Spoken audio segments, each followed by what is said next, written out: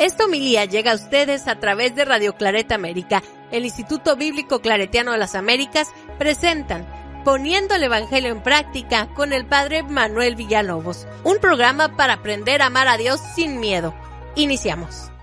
Buenos días, hermanos y hermanas que nos sintonizan a través de Radio Claret América y también en nuestras páginas oficiales, ¿verdad?, de www.ibicla.org.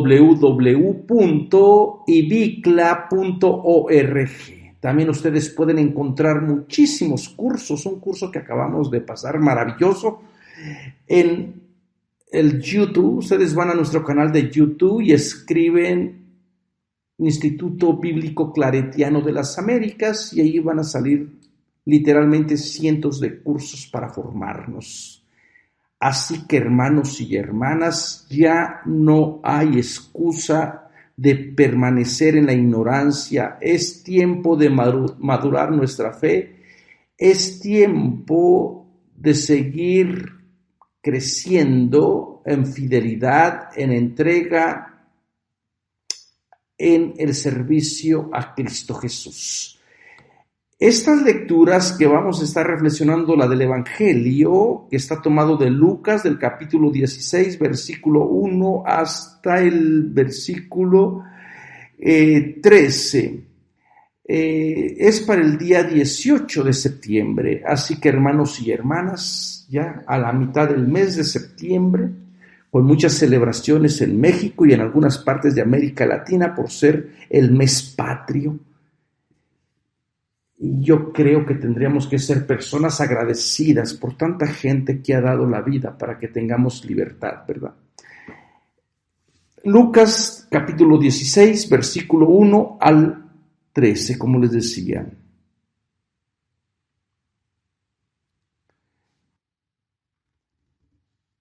Jesús les dijo a sus discípulos: era un hombre rico que tenía un administrador a quien acusaron ante él de malbaratar su hacienda. Le llamó y le dijo: ¿qué es lo que estoy oyendo de ti? Dame cuentas de tu administración, porque ya no podrás seguir administrando. Se dijo a sí mismo el administrador: ¿qué haré? Pues mi señor me quita la administración. Cavar no puedo, mendigar me da vergüenza. Ya sé lo que voy a hacer para que cuando me sea removido de la administración me reciban en sus casas. Y convocando uno por uno de los deudores de su señor, dijo al primero: ¿cuánto debes a mi señor? Respondió: 100 medidas de aceite. Él le dijo: toma tu recibo, siéntate enseguida y escribe 50. Después dijo a otro: ¿tú cuánto debes? Contestó: 100 cargas de trigo. Le dijo: toma tu recibo y escribe 80. El Señor alabó al administrador injusto porque había obrado astutamente. Pues los hijos de este mundo son más astutos con los de su generación que los hijos de la luz. Yo les digo: háganse amigos con el dinero injusto, para que cuando llegue a faltar les reciban en las eternas moradas. El que es fiel en lo mínimo, lo es también en lo mucho, y el que es injusto en lo mínimo, también lo es en lo mucho. Sí. Si no fueron capaces ni fueron fieles en el dinero injusto, ¿quién les va a poder confiar el verdadero? Y si no fueron fieles con lo ajeno, ¿quién les dará lo de ustedes? Ningún esclavo puede servir a dos amos, porque aborrecerá a uno y amará al otro, o bien se entregará a uno y despreciará al otro. No pueden servir a Dios y a Mamón. Palabra de Dios. Hermanos y hermanas, esta parábola de verdad está muy complicada, muy compleja, porque resulta escandalosa, no sabemos quién es el Señor, es si el Señor el que alaba la astucia del administrador infiel. Bueno, se refiere a Cristo, se refiere al dueño de la casa. Entonces está proponiendo que uno tiene que ser astuto, pisotear derechos, robar, por tal de salir adelante.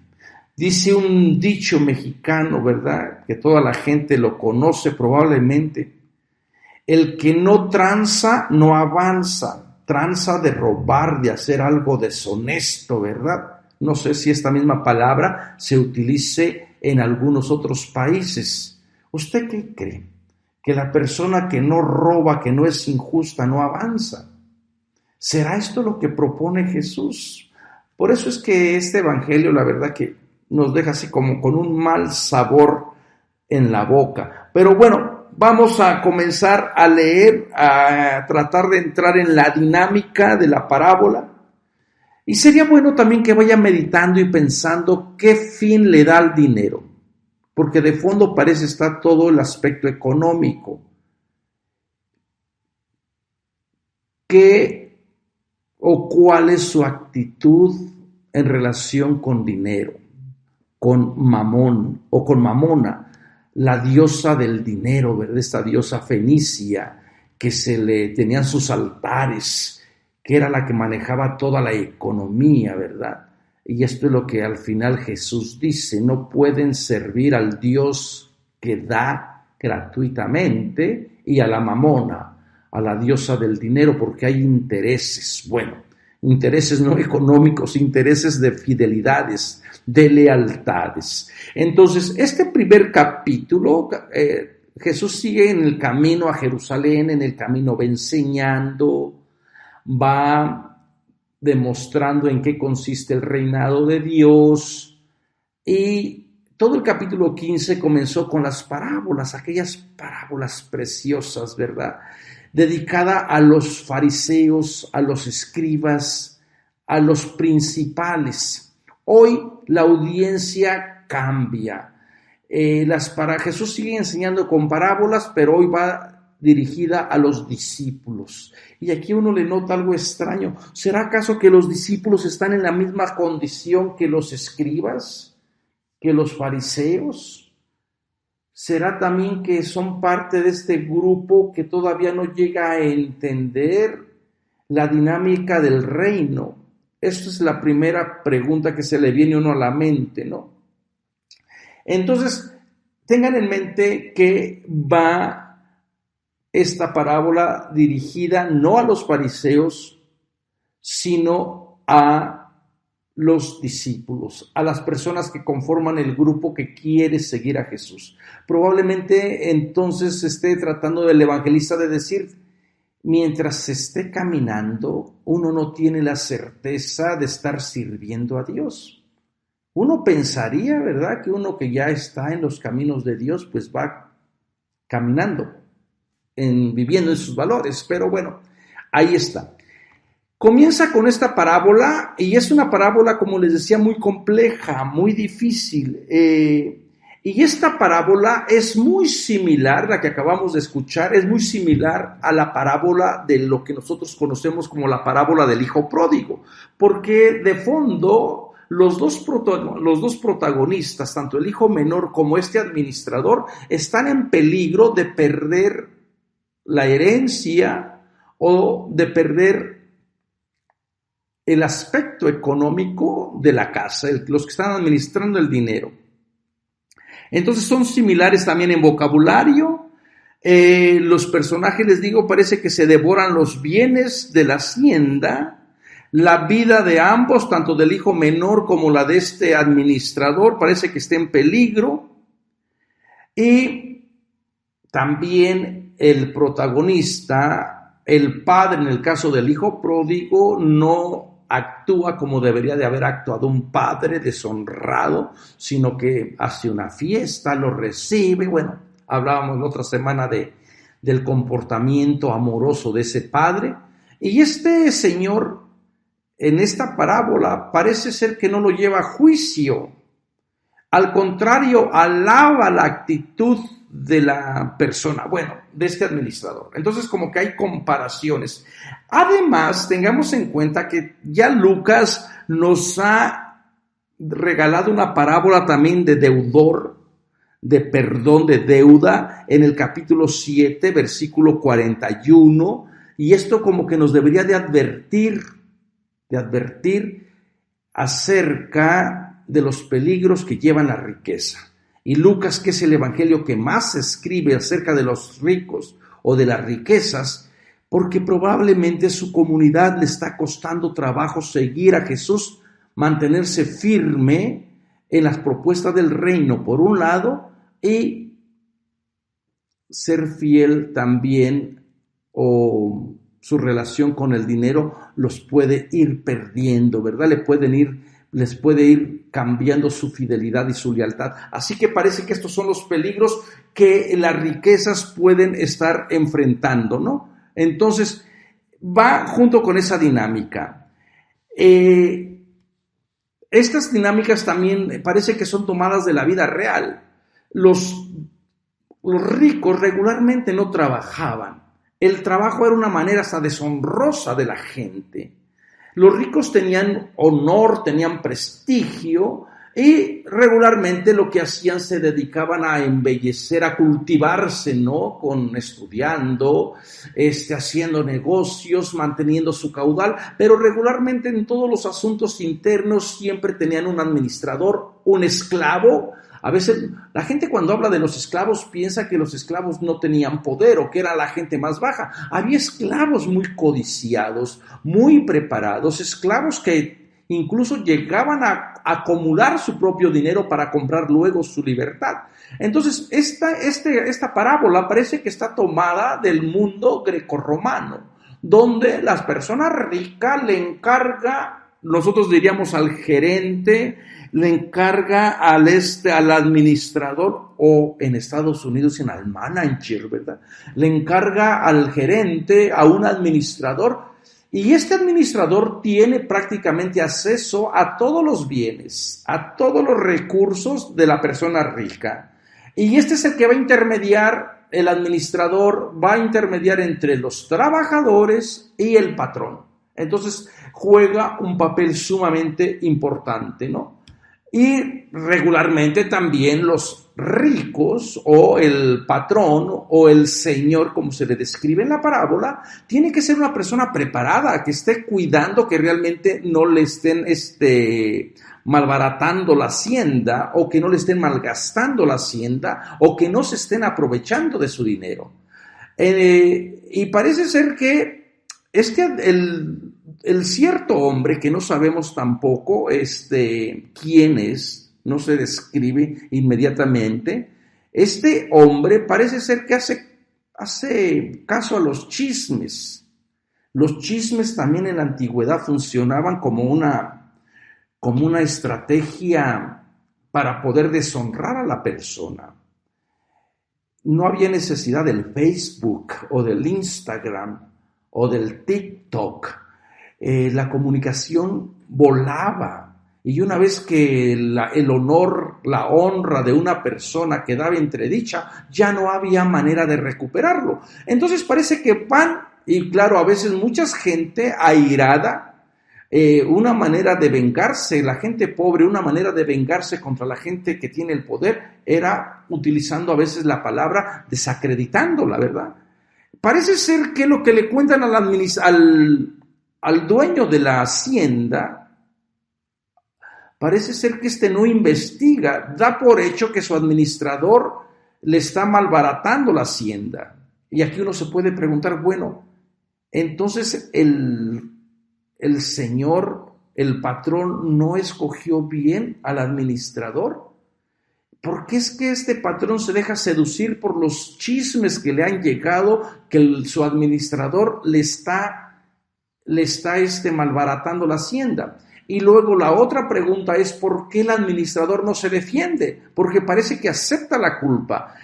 Esto solamente nos quedamos con esas preguntas porque realmente el texto no nos dice más, ¿verdad?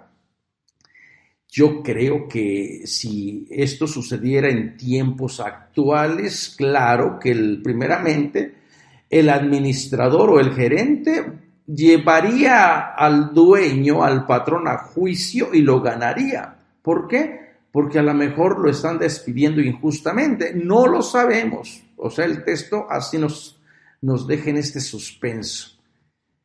Y como les decía, tendríamos que irnos preguntando qué relación tengo yo al trabajo, qué ética o cuál sería mi responsabilidad que tengo ante el trabajo. Cómo en la casa, en la imagen de la casa, con el esclavo, con el administrador, con el Señor, se espera que la casa funcione. Y nuestra casa debe de funcionar.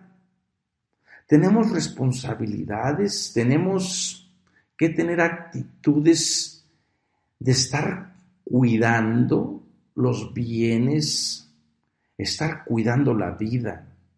Yo creo que para nosotros sería cómo estoy cuidando mi vida, cómo estoy cuidando cada miembro de mi casa. Estoy malabaratando, estoy malgastando los bienes que el Señor me regala o que Dios me regala. Pero bueno, esto es lo que vamos a ir descubriendo. Entonces el maestro, el patrón, manda llamar y le dice, ¿qué oigo de ti? Dame cuenta de tu administración porque ya no podrás seguir administrando. Bueno, esto es lo que les decía, bastante raro, ¿verdad? Que parece ser que el patrón se deja guiar por los chismes. Hermanos y hermanas, también cuánto chismarajo que hay en nuestros grupos, en nuestras comunidades. Y lo triste que siempre hay oídos dispuestos, no solamente para escuchar el chisme, hay pies para buscar el chisme, hay manos para recoger chismes, hay corazón para almacenar chismes. Y parece que nos movemos en este chismarajo que no beneficia a nadie. Deberíamos hacer cuidado cómo usamos la lengua, cómo usamos nuestras palabras, porque a lo mejor no estamos cuidando la casa de Dios y probablemente con nuestros comentarios, con nuestras palabras, nos estemos llevando a gente inocente con la calumnia, ¿verdad? Bueno, aquí en la parábola como que el administrador admite la culpa y comienza a actuar inteligentemente. Y lo primero que se pregunta es, ¿qué voy a hacer? ¿Qué voy a hacer cuando ya no sea removido de la administración? Y ya sé lo que voy a hacer, ya sé lo que voy a hacer. Entonces parece que actúa de acuerdo a los chismes que le llegaron al patrón. Y esta pregunta de ¿qué es lo que voy a hacer? O ya sé lo que voy a hacer, en el Evangelio de Lucas, que por allí aparece como en algunos 3 momentos, en Hechos de los Apóstoles 3, 10, 14, 12, 17, 18, aparece esta misma situación de lo que voy a hacer en situaciones siempre de crisis.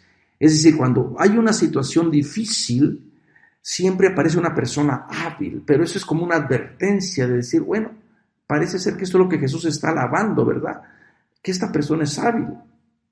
No es que quiera que le sigan desbaratando su casa o su hacienda, sino que dice, supo negociar, supo moverse de acuerdo a los criterios del mundo. Y también comienza a misionar, comienza a convocar a la gente. Hermanos y hermanas, de acuerdo a los valores que tú tengas o a la idea que tú tengas del reino, es la manera en que tú te vas a ir conduciendo. Si tu corazón está puesto en intereses económicos, pues tú vas a ir por ese mundo y vas a hacer a lo mejor lo imposible por mantener tu status quo. Aquí lo que se trata es de mantener el status quo. Es decir, esta persona que es administradora tenía mucho poder, hacía la función del señor, del dueño, porque si el dueño anda viajando, él es responsable de todos sus bienes, entonces él goza de acceso a estos privilegios. Entonces tiene honor, la comunidad le reconoce a él porque representa al patrón. En cambio, ese status quo ahora entra en peligro, en conflicto. ¿Y qué es lo que voy a hacer? Porque, ¿qué es lo que dice? De cavar no puedo, mendigar me da vergüenza. Son los dos oficios más bajos que tiene. Entonces, como que quiere seguir conservando su status quo. El cavar que no puede y el mendigar le da vergüenza, es decir, estas personas eran las personas que hacían estos trabajos más deshonrados o deshonorables. Entonces, como que aquí está en juego una lucha de mantener el status quo. ¿Ustedes creen que una persona que ha tenido un status quo económicamente hablando, de prestigio, de poder, pues de pronto resulta que le quitan los privilegios y llega a ocupar el último lugar dentro de la sociedad? Pues no crean que es muy agradable. Muchos prefieren el suicidio, se cambian de ciudad. En la vida religiosa yo a veces lo veo con alguno de mis hermanos que ha llegado a tener el trabajo o el ministerio o el servicio más importante, ¿verdad? Que es el ser superior de toda la provincia. Pero cuando termina su periodo, que terminó su tiempo de ser superior, pasa a ser uno más como nosotros, los de abajo, y entonces hay gente que se acostumbra y a veces el último año de su gobierno lo buscan para acomodarse, para decir, a ver, me voy a acomodar bien cuando ya termine mi plazo, ¿verdad? Porque a veces así somos los seres humanos, los que han llegado a tener un privilegio, cuesta soltarlo. Yo quiero que usted me diga si estoy en lo cierto o no. La gente que está en un puesto de posición económica, política, de pronto que se lo quiten, cuesta dejarlo. ¿Por qué? Uno se acostumbra a ocupar esos lugares. Esa es una continua tentación, ¿verdad? Y se olvidan del servicio, se olvidan de la misión, se olvidan de la gente que intentaban servir. Por eso es que nuestros sistemas nunca cambian. Porque las luchas de poder que nosotros tenemos no son para cambiar la estructura. La estructura está mal. En primer lugar, no debería de uno estar de uno arriba del otro. Deberían de ser, ahora que estamos en la Iglesia Católica, con la idea de la sinodalidad, tendrían que ser relaciones más iguales, relaciones económicas más iguales, más justas, más equitativas. Entonces, la gente que llega a tener el poder ya no lo quiere soltar, se eternizan. Y bueno, ustedes véanlos en estos sistemas totalitarios. No quiero decir nombres de países porque no acabaría, pero la gente que llega a ceder a tener el poder para soltarlo, qué difícil es. Y lo sueltan, pero se multiplican y dejan allí a alguien que los esté manipulando después o que estén a ellos perpetuándose, ¿verdad?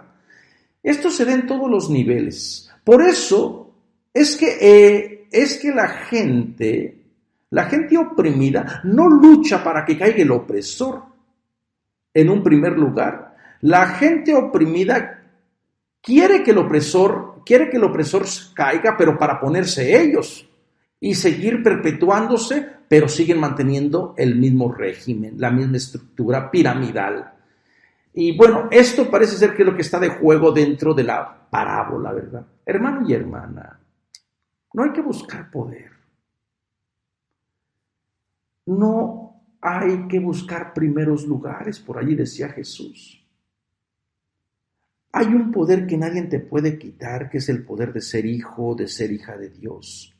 y ese poder no se anuncia, ese poder a lo mejor no se ve, pero tú tienes que moverte convencido, convencida que ese poder te viene de lo alto y que te hace igual ante el príncipe, ante el rey, ante el soberano, ante el emperador, ante el político, ante cualquier otra gente. No le des poder a nadie, a ninguna persona, a nadie que esté supuestamente arriba de ti, porque ambos somos personas de poder en Cristo Jesús, ¿verdad? Bueno, esto es lo que serían los valores del Evangelio. Pero mientras estemos en este mundo, pues la gente busca primeros lugares, a la gente le cuesta dejar sus poder, a la gente le cuesta dejar el status quo, como le costaba a esta persona, y dice, ya sé lo que voy a hacer.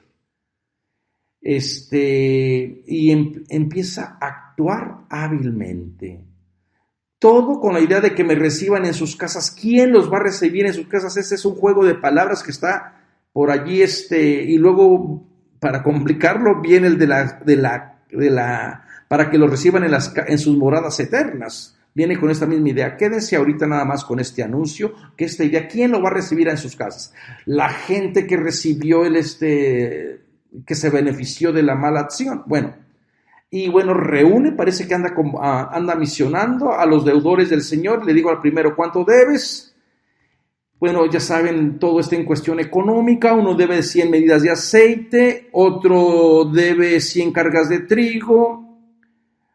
Muchas personas creen que esta persona, que este administrador realmente no está haciendo absolutamente nada malo, y es probable. Los biblistas, algunas personas expertas en los manejos de la economía, expertas en este tipo de relaciones de administración, han llegado a concluir que todos los administradores recibían un cierto porcentaje del pago, del adeudo, de lo que le debían al patrón. Y lo único que estaría haciendo entonces, según estos biblistas, es este administrador, es dejar de cobrar lo que iría a su ganancia personal. En este sentido, no estaría robándole al amo, y por eso así se explicaría que el amo astutamente lo reconozca como una persona inteligente. Entonces, ¿por qué? Porque ellos creían que la comisión que iba a ganar el administrador deja de ganar la comisión, le perdona la comisión y así queda muy bien con los acreedores o con los deudores, y también queda bien, no le roba al patrón. Bueno, este es un acercamiento que resuelve algunos problemas, pero no los resuelve todos. En fin, porque no sabemos exactamente qué es lo que está alabando el Señor. Está alabando esta actitud sabia del administrador. Nos quedamos en sospecha, ¿verdad? Y luego parece ser que alaba no el hecho injusto, sino alaba el proceder, de decir, mira, las personas que quieren permanecer con estos valores económicos, pues van a hacer todo lo posible por mantenerse con esos valores. Y aquí va a traer el Evangelio también una idea casi apocalíptica, ¿verdad? De los hijos de la luz. Esta era una imagen muy querida para la comunidad de Qumran. La comunidad de Qumran creía que en el mundo había los hijos de las tinieblas y los hijos de la luz. El Evangelio de Juan también por allí juega mucho con la imagen de la luz y de las tinieblas, ¿verdad? La luz que viene a los suyos y los suyos que no la reciben porque las tinieblas eran malas. Este es un género apocalíptico.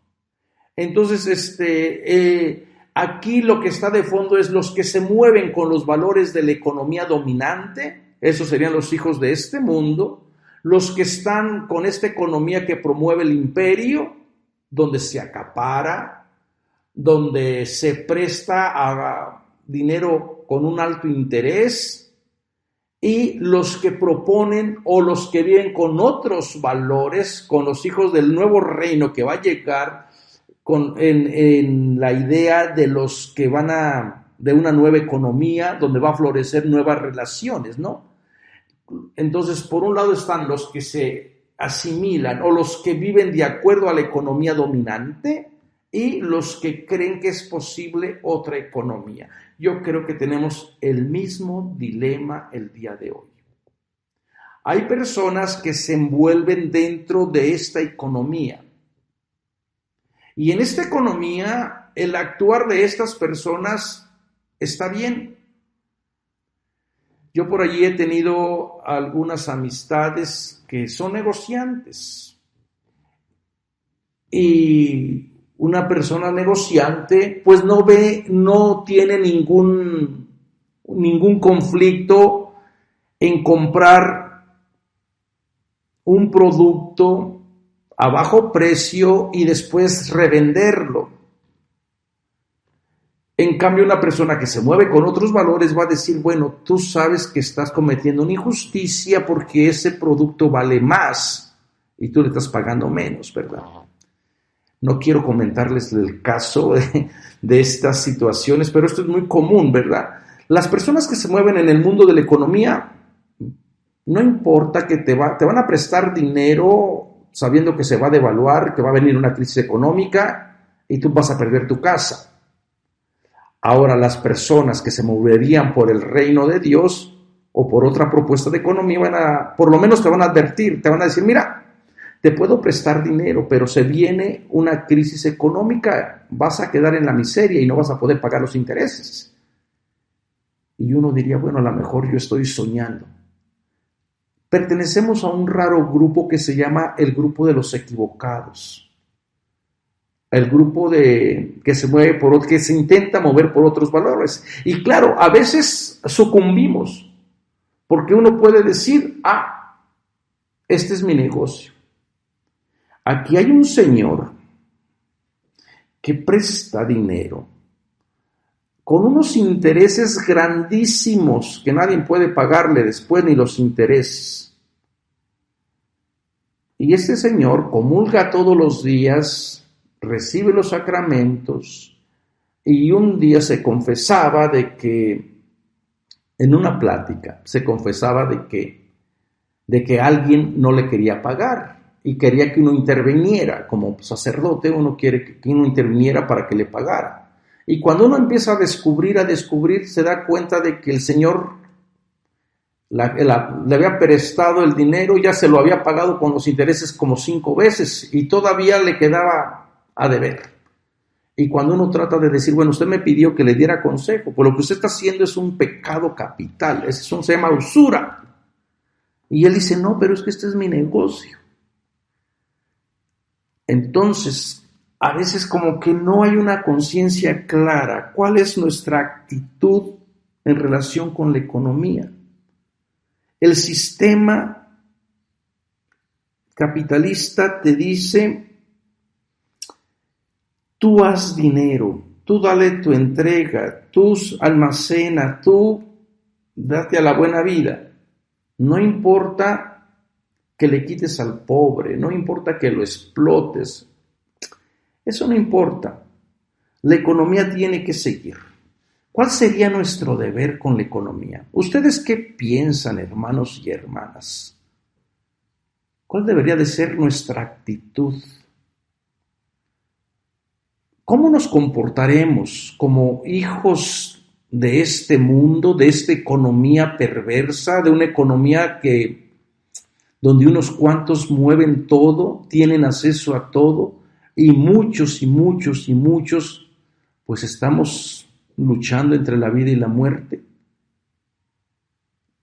¿Seremos hijos de la luz en este sentido o nos estaremos comportando como hijos de las tinieblas, verdad?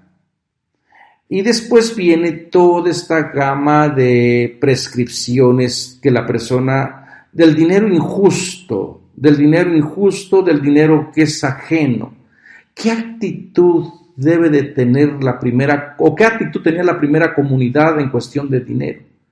Probablemente esta comunidad esté siendo abusada económicamente. Lucas muy probablemente escribe su evangelio para una comunidad empobrecida.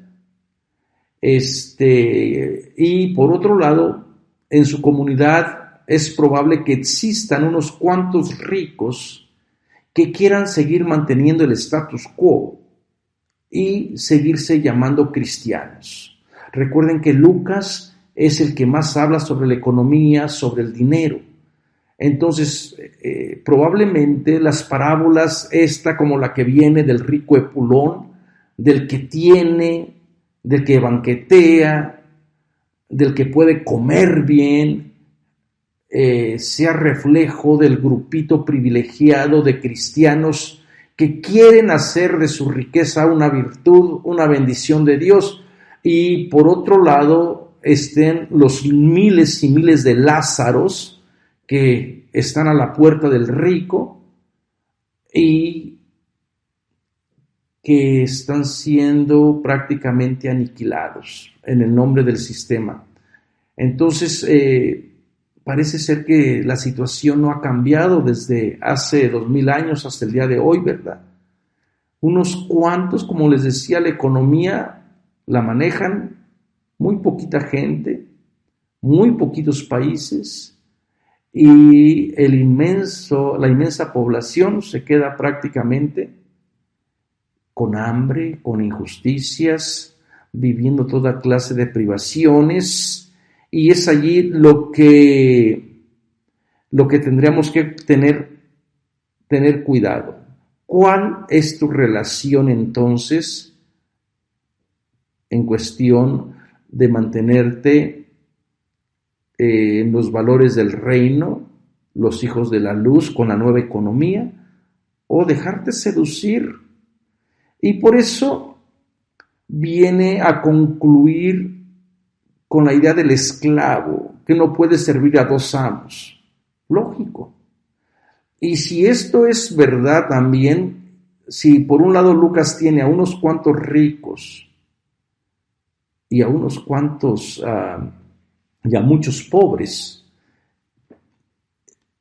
les tiene que poner el énfasis en decir: no pueden ustedes pensar que son seguidores de Jesús cuando sigan explotando, cuando sigan acumulando y cuando sigan adhiriéndose a una economía que no es justa, a una economía que no llega a la gente. Porque probablemente la gente pensaba que se esclavizaba el dinero. Por allí decía Aristóteles, ¿verdad?, que no había conocido a ninguna persona que no fuera esclavo de. Uno es esclavo a sus pasiones, uno es esclavo a su dinero, uno es esclavo a sus ropas, uno es esclavo incluso a la sabiduría, decía Aristóteles. Entonces siempre uno estaba esclavo a, si no sabe controlarse, y parece que esto es lo que está detrás de este dicho de Jesús. Tú puedes ser, a lo mejor tú crees que eres libre, pero si tu corazón está esclavizado al dinero, a la diosa Mamona, pues no puedes entonces estar libre para entrar en una relación con el Dios de la vida. Entonces, ninguno puede servir a los dos amos, y bueno, lógico, aborrecerá a uno, amará a otro, se entregará a uno, despreciará a otro. Y en el fondo no pueden servir a Dios y a Mamona o a Mamón. Mamón y Mamona eran las divinidades del dinero, como les decía. ¿Por qué? ¿Por qué no se puede servir a Mamón y a Mamona y también servir a Dios? Porque hay intereses, está el corazón partido. Porque estás reduciendo a Dios, lo estás poniendo al mismo nivel de una idolatría. Y tengamos mucho cuidado, porque Mamona no ha desaparecido. Y que pensamos que Dios nos bendice, que Dios fue generoso con nosotros porque nos dio esto. Y hay que preguntarnos, el dinero, la economía que entra a casa o que yo traigo, ¿es el llanto de los pobres? he dejado a alguien sin comer, he sido injusto en mi trato, lo he privado, le he robado lo que le pertenece. O sea, las personas que queremos, que intentamos andar por los caminos de Dios, estas preguntas tendrían que ser obligatorias. No es que Dios quiera que la persona viva en la miseria, Dios quiere que tú vivas bien. Pero el vivir bien, el tener tu casita, el tener tus bienes, no tiene que venir contaminado con el grito de nuestros hermanos y de nuestras hermanas. No podemos pisotear la dignidad del pobre, retenerle el salario. Bueno, la Biblia está llena de estos casos, de estos ejemplos, ¿verdad? Así que, hermanos y hermanas, yo creo que a ustedes no les va a costar mucho trabajo dar su fidelidad a Dios, porque a lo mejor no tenemos nada. Pero a lo mejor hasta lo poquito que tenemos, si nos aferramos a eso y no confiamos en el Dios que provee, en el Dios que cuida, en el Dios que bendice, en la nueva economía que Dios quiere, entonces podemos también estar teniendo nuestro corazón partido, ¿verdad? Así que, hermano y hermana, la riqueza, en vez de ser una bendición, puede ser una perdición. Usa la riqueza para acercarte a Dios. No hagas de la riqueza tu Dios. No conviertas a Dios en una idolatría. Bueno, hermanos y hermanas, gracias por escucharme, gracias por sus comentarios. Y de verdad que este evangelio es un poquito difícil. Esperemos que puedan ustedes entender que nada se puede interponer en tu acercamiento con Dios. Ningún ídolo, ninguna idolatría, ni el dinero, ninguna otra seguridad, ni el status quo que la sociedad te ofrezca puede ser impedimento para que tú reconozcas a Dios en tu corazón como tu Salvador. Cuídense mucho, nos vemos la próxima semana. Los invitamos a escuchar más programas de crecimiento espiritual y emocional en radioclaretamerica.com y a seguir en YouTube a la Escuela Bíblica Claretiana de las Américas. Visite ibicla.org.